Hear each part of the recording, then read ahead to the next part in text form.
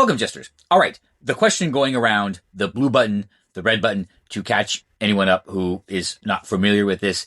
It's a question. It's one of these like theoretical questions. I was about to say metaphysical. It goes, the blue button. Okay, there's two buttons, a red button and a blue button.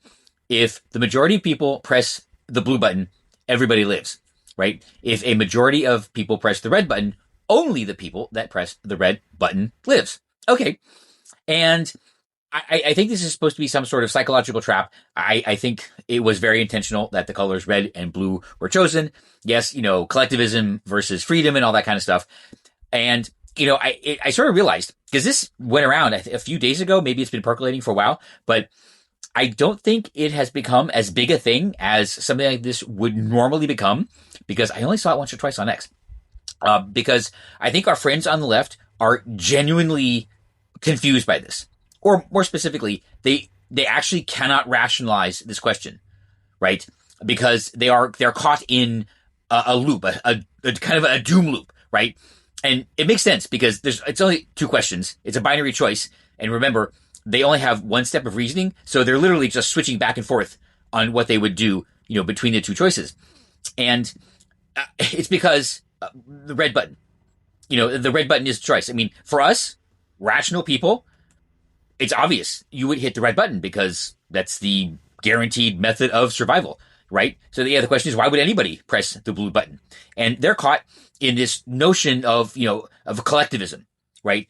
In this naive notion that everybody working together to ensure, everyone's survival. Well, see, that's the problem, right? It is an incredibly naive notion because it's never worked in the past. And besides, why would you make a choice where your survival depends on the collective decision of others? Not even the collective decision of others, right? Just on the decisions of others. Now, granted, there's practical considerations here, but why would you advocate your survival to somebody else, right? It also indicates, or it also is indicative of the incredibly fragile system that any of the collectivist philosophies are, right? Marxism, communism, socialism, Maoism, Stalinism, whatever it is, right? They're all the same thing, right? Because the reality is they require 100% participation, right? If anybody disagrees with any of the implemented philosophies, then the whole system breaks down, right? This is the one person on the commune that refuses to do work. Well, they would be ejected from the commune because a commune can work, but only if everybody agrees, right? And I think they kind of deep down know this, but it goes against their collectivist, virtue signaling, self-aggrandizing, whatever.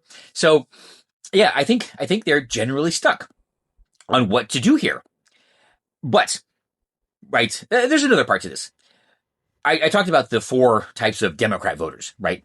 And we all know that the activist type, right? The class 3 and class 4 types, like the ones that are out there promoting, who actually believe in these collectivist philosophies, and the ones that are just, using, right? The type 4s, the leadership, the ones that are just using the ones that believe, they would hit the red button. No question about that. They would absolutely hit the red button because their priority, it has always been their own survival.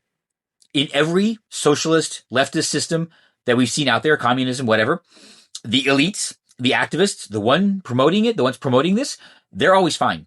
They are never subject to the collectivist philosophy that they impose on everyone else. They're still eating the steak and the lobster, living in, the large luxurious house or the palace. They're the ones that wield all the power. They're the ones that are protected from, the crime, the petty crime that is out on the street that everyone else has to deal with, right? They're fed. They live in, air conditioned spaces.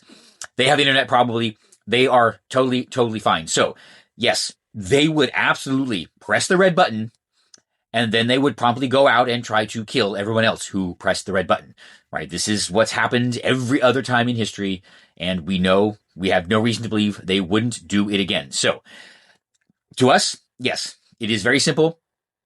Red button. Always push the red button because, again, throughout history, we have learned that self-reliance and self-interests are the way to guarantee everyone's survival.